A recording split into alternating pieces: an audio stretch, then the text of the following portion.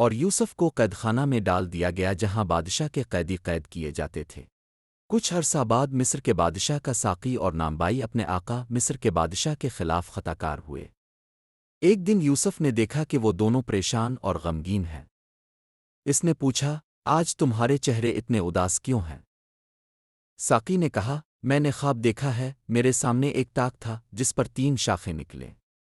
وہ شاخیں انگور سے بھر گئیں اور میں نے فرعون کا پیالہ اپنے ہاتھ میں لے کر اس میں انگور نچوڑے اور پیالہ فرعون کے ہاتھ میں دیا۔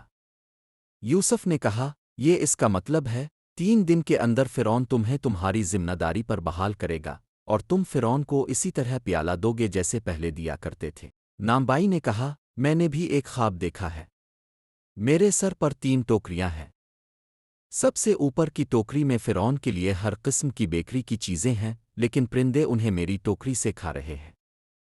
یوسف نے کہا، اس کا مطلب یہ ہے 3 دن کے اندر فرعون تمہیں سولی پر لٹکا دے گا اور پرندے تمہارے جسم کو نوچیں گے۔